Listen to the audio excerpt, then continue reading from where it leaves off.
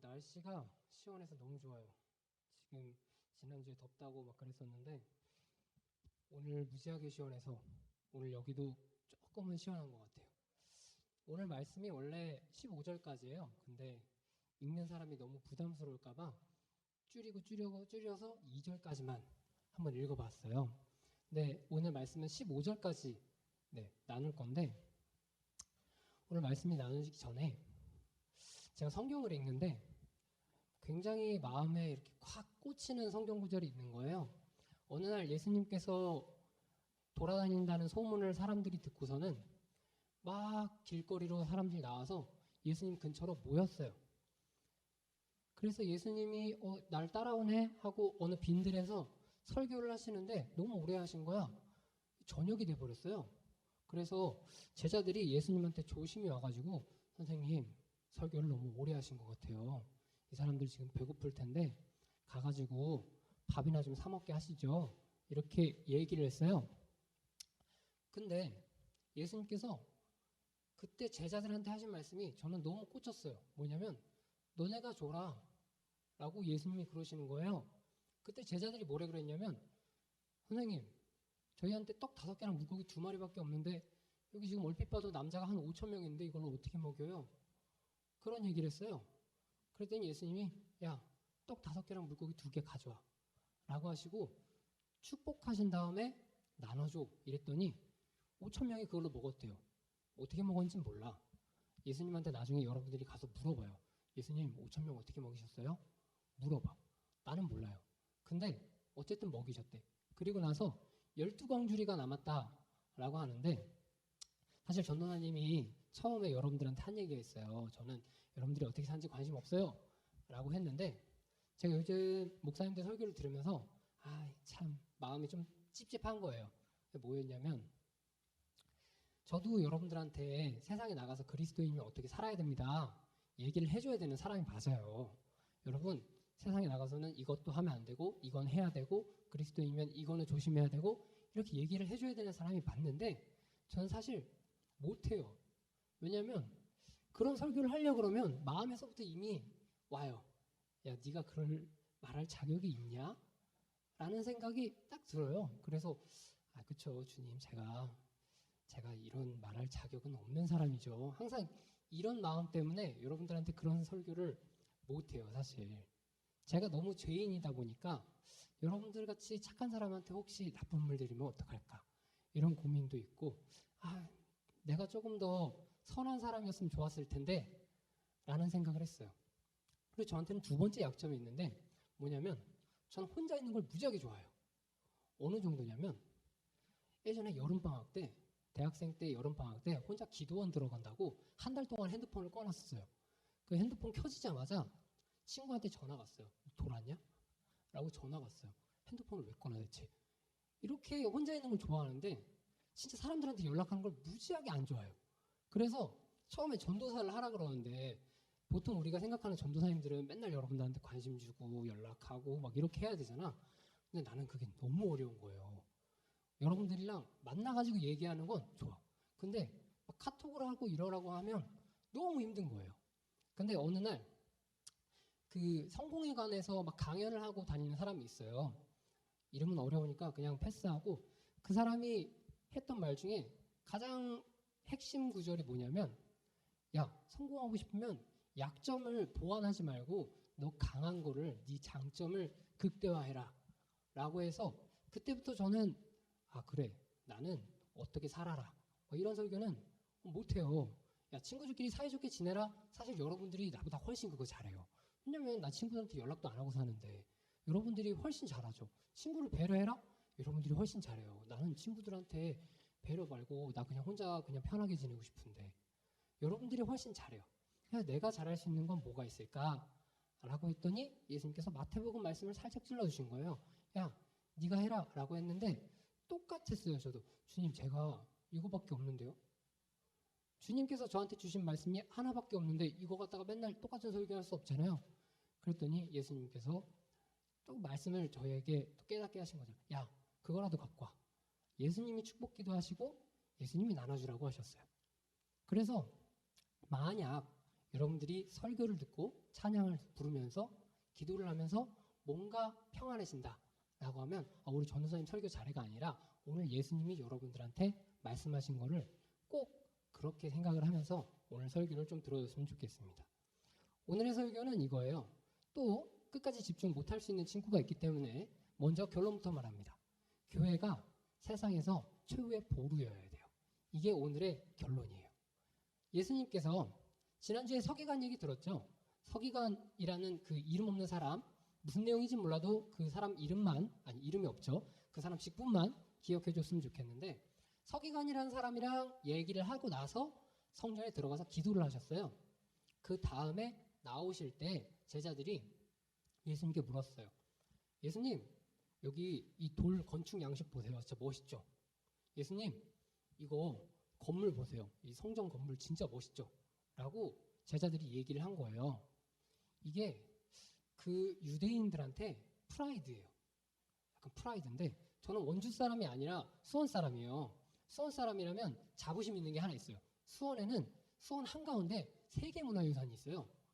그 화성이라고 엄청나게 큰 그 성벽을 그냥 그 옆에 그냥 집 앞에 나가면 옆에 성벽을 끼고 산책을 할 수 있는 그런 도시예요. 그래서 너무 좋아서 수원 사람들의 프라이드예요. 우리는 세계문화유산이 있는 도시야.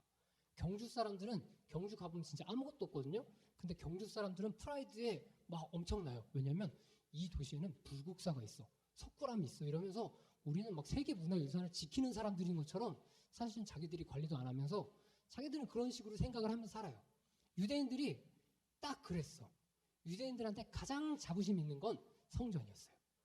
이 사람들은 3,000년 전부터 2,000년 전부터 1,000년 전부터 계속 성전 하나님이 계신 곳 이러면서 성전에 대한 자부심이 넘쳐났어요. 근데 오늘 예수님한테 똑같이 자랑한 거예요. 선생님, 이 성전 보시죠? 진짜 멋있지 않아요? 라고 얘기를 하니까 예수님이 대답이 어랍쇼? 할 수 있는 대답이었어요. 뭐냐면, 야, 이 큰 건물들을 보냐? 돌 위에 돌 하나도 남김없이 다 무너질 거야. 라고 얘기하시니까 이 제자들이 충격을 받았어요. 진짜요? 그래서 나중에 조금 시간이 지난 이후에 따로 예수님이랑 제자들이랑 있을 때 물어봤어요. 예수님, 진짜 무너져요? 그러면 이 성전이 무너질 때는 징조가 있을 거 아니에요. 왜냐하면 그동안 성전이 무너질 때 하나님께서 선지자를 통해서 말씀하셨어요. 이런 것 때문에 성전이 망한다 라고 얘기를 하셨는데, 예수님께 제자들이 질문할 때 선생님, 무슨 징조가 있을 때 이곳이 무너질까요? 라고 물어봤어요. 그래서 예수님이 오늘 대답을 해주셨어요. 제가 아주 간단하게 7가지로 이 성경에 있는 거를 그대로 얘기를 해줄 건데, 첫 번째는 많은 사람이 자기가 신이라고 할 거야. 많은 사람이 자기가 하나님의 아들이라고 할 거야. 그때가 무너질 때야. 즉 쉽게 말하면 사이비 교주가 진짜 많아질 거야. 뭐 신천지 이만희처럼 뭐 그런 사람들이 진짜 많아질 거야. 두 번째는 민족이 민족을 대적할 거야. 즉 사람이 사람을 싫어하는 때가 올 거래요. 세 번째는 나라와 나라가 서로 싸울 때래요. 그리고 네 번째로는 세상에는 지진과 기근이 있을 거다. 자연재해와 굶어 죽는 아이들이 넘쳐나는 세상이 올 거다. 뭔가 코로나 같기도 하고 아닌 것 같기도 하고. 다섯 번째는 예수님의 이름을 전파하는 사람을 사람들이 싫어할 거야. 그래서 그 사람들을 세상 재판에다가 넘겨줄 거야. 그런 때가 망할 때야. 그리고 여섯 번째로 형제가 형제를 죽이는 일이 벌어질 거야. 즉 친구가 친구를 살해하는 그런 일이 벌어질 거야. 마지막으로 7번째는 아버지가 자식을 죽일 거고 자식이 아버지를 죽이는 그런 시대가 올 거야. 이런 일들이 징조라고 하셨어요. 성전이 무너질 징조. 이런 얘기를 들으니까 어랍쇼? 이거 2000년 전 예수님의 설교인데 뭔가 우리 머릿속에서 한두 가지씩 떠오르는 게 있어요. 우리가 세상에서 뉴스를 조금이라도 관심이 있다면 우리가 지금 사는 세상이랑 좀 비슷한 것 같네 라고 생각을 할 수 있어요. 제가 며칠 전에 3일 전 뉴스인데 아주 따끈따끈한 거예요. 10살짜리가, 우리는 지금 학생부니까 10살 없죠? 그러니까 10살짜리 디스 좀 할게요. 10살짜리 초딩이 엄마가 맨날 걔가 핸드폰을 게임을 하고 있으니까 엄마가 컴퓨터로 했는지 핸드폰으로 했는지 잘 몰라요. 맨날 게임만 하고 있으니까 엄마가 걔한테 야 핸드폰 그만해 이러면서 엄청 짜증을 냈나 봐요. 그랬더니 이 10살짜리가 어떻게 한 줄 알아요? 주방 가서 칼을 가져와가지고 엄마 등을 찔렀어요. 마법소사 이게 뉴스에 나왔어요. 저는 처음에 엄마가 칼에 찔렸다 그래가지고 엄마 죽은 줄 알았어. 근데 뉴스 보니까 등에 칼을 찔렀대요. 그래가지고 참 다행이다. 엄마가 죽지 않았대요. 야 이게 3일 전 뉴스예요. 근데 제가 20년 전 뉴스를 하나 얘기를 해줄게요. 뭐냐면 20년 전에는 컴퓨터 게임이 이제 처음 나오는 시기였어요. 그래가지고 막 롤플레잉 게임이라고 RPG 게임이라는 게임 장르가 이제 처음으로 나왔는데 애들이 그걸 너무 열심히 하는 거예요. 그러다가 친구랑 초등학교 한 5, 6학년쯤 되는 정확히 기억이 안 나요. 그때도 초딩이었어.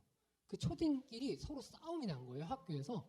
근데 이 초딩 친구 한 명이 열받아가지고 그 양호실에 가서 메스 같은 걸 가져와가지고 친구를 찔렀어요. 계속 찔러가지고 친구가 죽었어.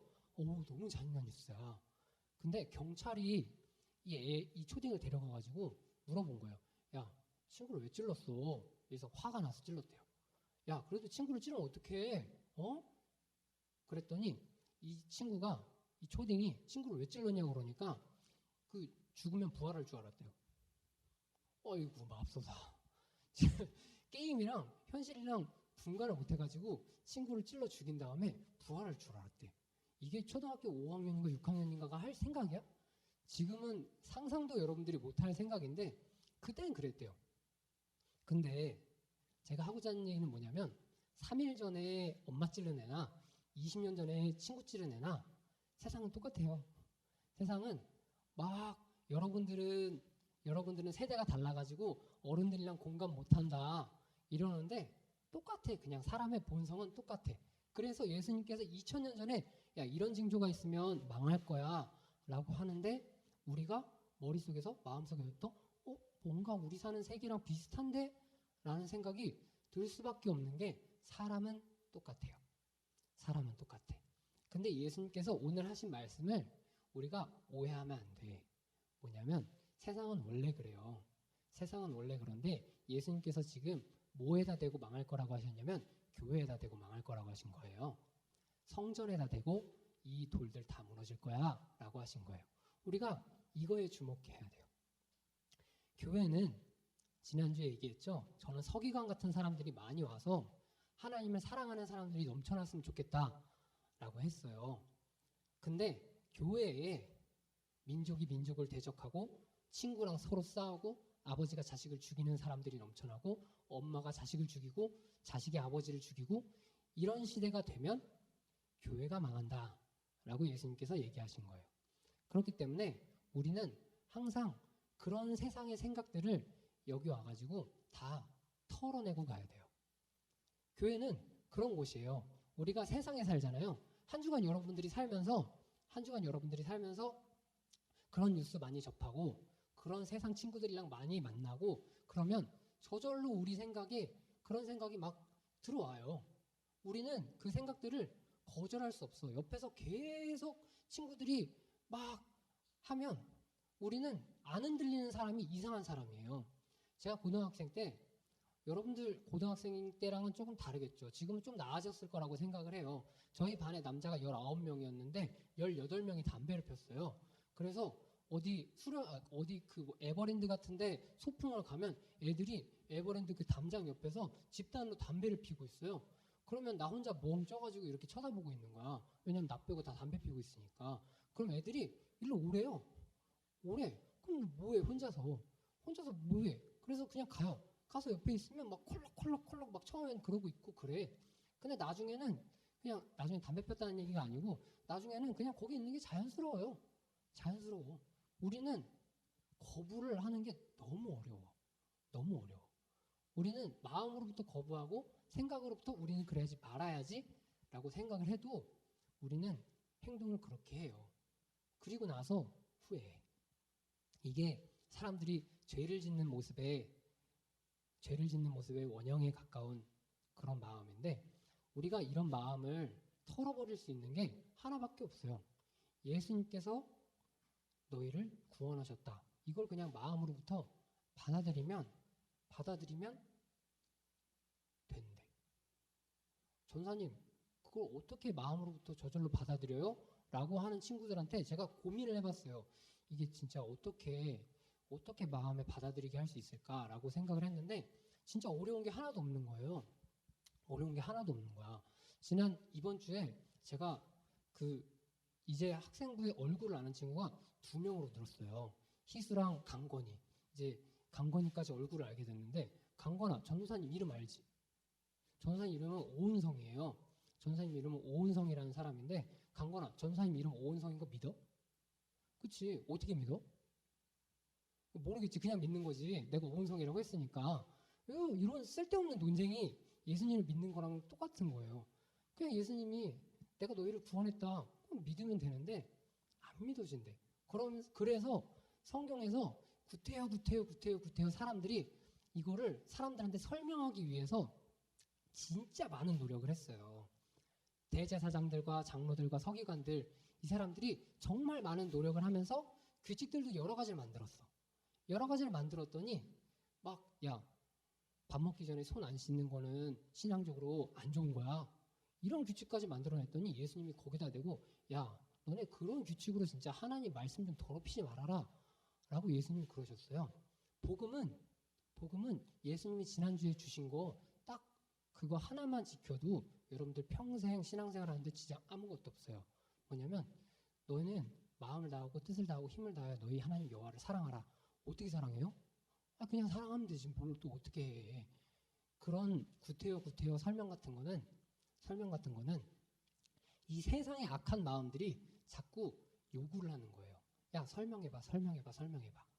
처음에 하와가 뱀이랑 둘이 마주하고 있을 때 뱀이 하와에게 야, 선악과 먹어도 돼 라고 말했는데 아니야, 먹으면 안 돼 라고 하와가 거절을 하고 싶었어요.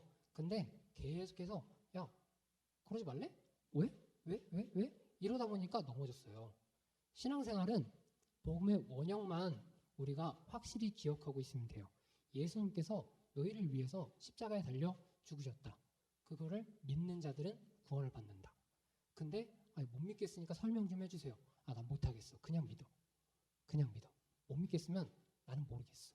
근데 이거를 마음으로 받아들이는 사람들한테는 이 악한 마음들을 거절할 수 있는 용기가 생긴대요. 우리는 그런 용기를 가질 수 있는 사람들이 거의 없어. 근데 용기를 가질 수 있는 거는 오직 예수님이 우리에게 은혜를 주셨기 때문에 우리가 감당 가능한 거예요. 오늘 말씀은 15절까지라고 얘기를 했는데 예수님께서 13절까지입니다. 미안합니다. 13절까지라고 이제 얘기를 하는데 13절에 예수님께서 이렇게 얘기하세요. 저는 이 말씀에 너무 은혜를 받았는데 너희가 내 이름으로 말미암아 모든 사람에게 미움을 받을 것이나 끝까지 견디는 자는 구원을 받으리라. 우리가 세상에서 유혹이 진짜 많아. 근데 내가 예수님을 바라보겠다는 그 마음 가지고 견디고 인내하고 그런 사람들한테는 구원을 주신대요. 교회는 이런 사람들이 모이는 곳이에요. 끝까지 견디려고 생각하는 사람들. 근데 우리가 정말 안타까운 뉴스들을 많이 봐요. 목사님들이 막 성도님들을 성폭행했어요. 이런 뉴스도 보게 되고 저번에 봤던 정인이 엄마는 목사님 딸이래요. 그런데 자녀를 때려 죽이는 그런 사건이 목사님 딸이 그랬대요. 그러면 진짜 할 말이 없어요. 야, 교회 다니는 사람들이 더 나쁘네. 예수 믿는 사람들이라고 하면서 더 나쁘네. 라고 하면 우리는 할 말이 없어요. 근데 교회는 원래 이런 사람들이 모이는 데다. 이런 사람들이 모여서 예수님, 저 좀 제발 도와주세요. 제가 제 마음이 컨트롤이 안 돼요. 제가 약한 생각을 떨쳐버릴 수가 없어요. 라고 하는 사람들한테 예수님이 그래? 그러면 너네 짐 나한테 다 맡겨라. 너네 그 무거운 짐 나한테 다 맡겨라. 그럼 내가 너희를 쉬게 해줄게. 마음이 쉬고 나면 세상에 나가서 또 할 수 있는 힘이 있어요. 그러니까 찬양 부를 때, 기도할 때 여러분들이 목소리랑 마음 다해서 여러분들 안에 있는 거 그냥 다 털어버리고 가는 거예요. 그러면 예수님께서 또 한 주간 그래 나랑 같이 한 주간 열심히 살아보자 이러면서 여러분들한테 힘을 주실 거를 저는 믿어요. 근데 한 가지 제가 설교를 쓰다가 항상 좋은 게 있으면 안 좋은 것들이 있어요. 여러분들 혹시 비트코인이라고 알아요? 주식이라고 알아요? 요즘 초등학생들도 다 한대요. 주식이랑 비트코인. 근데 제가 이게 너무 안타까웠던 게 하나 있는데 몇 년 전에 친구가 저한테 비트코인이라는 걸 알려줬어요. 한 5년 됐나? 4년 됐나? 그 4, 5년쯤 전에 친구가 저한테 야, 너 비트코인 해볼래? 라고 얘기를 했어요. 그때 제가 수중에 200만 원을 갖고 있었어요. 근데 그때 비트코인이 하나에 20만 원이었어요. 그래서 너무 비싼 거야. 20만 원이라 그래서 야, 이거 너무 비싼데? 고민하다가 안 하기로 결정을 했어요. 안 하기로 결정을 했는데 제가 마지막으로 비트코인 가격을 하나 확인했는데 한 개에 8천만 원이더라고요. 어이구 맙소사. 제가 그걸 그때 샀으면 여기서 말씀 안 전했겠지. 근데 제가 비트코인을 하면 돈을 벌어요 라고 하는 것도 있는데 주식을 하면 돈을 벌어요 라고 하는 것도 있는데 좋은 게 있으면 나쁜 것도 알려줘야 정상적인 거예요. 비트코인이랑 주식은 요즘에 사기가 너무 많대요. 돈을 벌 수도 있는데 통계를 봤는데 비트코인 단체로 비트코인 같은 데 투자해서 돈을 법시다 라고 요즘 전산 핸드폰에 문자가 너무 많이 와. 근데 그런 거에 돈 좀 벌어볼까 해가지고 투자를 했다가 현재 대한민국에 16,000명이 8조 원을 사기당했대요. 어이구 맙소사. 이런 안 좋은 면도 있는 거예요. 신앙생활도 똑같아. 뭐냐면 좋은 게 있으면 안 좋은 게 있어요. 예수님을 믿고 우리가 구원을 받았어. 그렇게 살아가잖아요. 그럼 안 좋은 게 딱 하나 있어. 뭐냐면 세상이 불편해. 그 전까지는 그냥 뭔 모르고 그냥 막 놀았는데 어느 순간 막 게임하는 게 불편해. 어느 순간 친구들이랑 노는 게 불편해. 어느 순간 그냥 노래방 가가지고 세상 노래 막 열심히 부르는데 스트레스가 안 풀리고 불편해. 왜냐면 예수님이 여러분들 마음에 계시기 때문에 그런 거예요. 그러면 내가 불편하니까 교회 나와서 기도하잖아? 그러면 예수님께서 여러분들의 삶을 어찌어찌 인도하시는 것을 경험한다? 그게 그리스도인이에요. 그게 그리스도인. 근데 단 한 가지 만약에 신앙생활 하면서 안 좋은 게 있다면 세상이 불편하다는 거. 근데 우리가 세상에 대해서 지금 얘기를 했잖아요. 세상은 원래 악해요. 원래. 세상 사람 사는 데는 원래 이래. 원래 이런데 어이구 근데 망한다고요? 교회에 이런 마음이 들어오면 망하는 거예요. 그렇기 때문에 저와 여러분들은 끝까지 마음을 지키면서 사는 거예요. 예수님 사랑하는 마음. 예수님 사랑하는 마음 지키면서 사는 게 어려워요. 어려워. 근데 그것을 지키고 사는 사람들한테 정말 꿀 같은 인생을 선물해 주시겠다고 예수님이 성경 66권에다가 계속해서 여러분들한테 얘기하고 계세요. 그렇기 때문에 예수님을 마음으로 사랑하고 마음으로 의지하고 마음으로부터 예수님을 따르기로 결심을 한번 해보세요. 그랬을 때 정말 놀라운 일이 여러분들 삶에서 벌어질 겁니다.